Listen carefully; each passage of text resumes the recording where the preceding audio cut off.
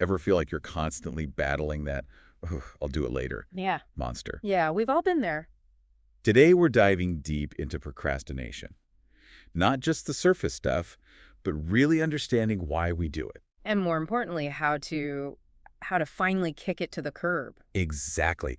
We're going beyond those basic tips and tricks. We've got some fascinating source material to unpack here. Stuff about the psychology behind procrastination, practical techniques to actually get things done. Oh, and let's not forget the power of accountability. That's huge. So ready to ditch the procrastination habit for good. Let's do it. All right, let's jump right in.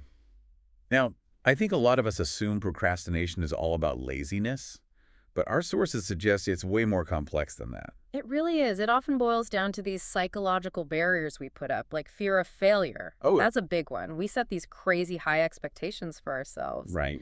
And then the fear of not meeting them, well, it just completely paralyzes us. It's like we're scared to even start. Exactly. And then there's perfectionism, Ugh. The never-ending quest for flawlessness. which ironically can stop us from actually completing anything. So true. And of course, there's that feeling of being totally overwhelmed, like, where do I even begin with this giant task? Right. It's like staring at a mountain. It can be pretty daunting. Take a minute and think about your own experiences. When do you find yourself procrastinating the most? What thoughts or feelings usually trigger that delay? Wow, yeah. Putting it that way, it really highlights that it's not just about willpower. It's about understanding those mental blocks we all have. Absolutely. So, speaking of those mental blocks, one of our sources mentions this really cool tactic. It's called the 2-minute rule. Have you ever heard of that? Oh, yeah, the 2-minute rule. It's brilliant, and it's so simple. Yeah. Tell me more about it. Basically, if you have a task that takes less than 2 minutes, you just do it immediately. No messing around. No putting it off, no adding it to a to-do list. Just knock it out. So things like replying to a quick email. Yeah, or putting away a dish or making a short phone call. These little things, they might seem insignificant, Right. but they can actually create this cascade effect. It kind of clears your mind, and then suddenly you're more motivated to tackle those bigger, more challenging tasks. I love that. It's such an easy win. And it feels so good to just check those little things off your list. Totally. But okay, what about those huge projects that definitely take way more than 2 minutes? Those can feel really intimidating. Oh, absolutely. That's when things get tricky. And for those bigger, more complex tasks, breaking them down into smaller, manageable steps, Okay, yeah. that's key.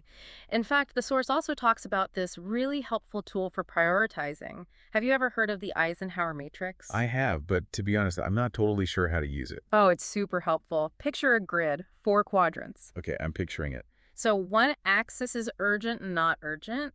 The other is important, not important. Right, I see where you're going with this. Right. And then you just plot your tasks in those quadrants, and boom, you can see exactly what needs your attention right now, what can wait, what you can delegate, and what you can just ditch altogether. That's a great way to visualize it. It really is. For example, let's say you have a task that's both urgent and important that's going straight into that do now quadrant. Mm-hmm. But if something's neither urgent nor important, Bye-bye. exactly, off the list it goes. This visual framework, it's amazing for decluttering your mind. Makes those overwhelming projects feel way less scary. Right. But even with all the planning, sometimes you still need a little extra push, you know? Right. And that's where accountability comes in. For me, just having someone to share my goals with, it makes a world of difference. I completely agree. The source really emphasizes that accountability, it's a game changer when it comes to overcoming procrastination. It could be teaming up with a friend, a colleague, a mentor, someone who has similar goals, or maybe an app or an online platform works better for you. Things like Trello for project management or Habitica, which turns your to-do list into a game. Oh, cool. They're awesome for tracking progress and staying motivated.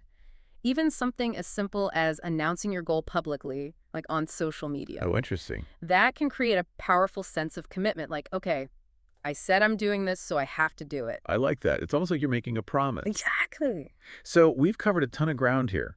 The psychology of procrastination, the 2-minute rule, the Eisenhower matrix, and the importance of accountability. What are your big takeaways? For me, it all boils down to self-awareness. When procrastination creeps in, ask yourself, what are my triggers? What strategies really work for me? It's about understanding your own patterns and finding what works best for you. I love that. So as you go forward, think about those moments when you're tempted to put things off. Really dig into the why. and then try out those strategies that resonate with you. Exactly. And remember, you don't have to battle procrastination alone. Awesome.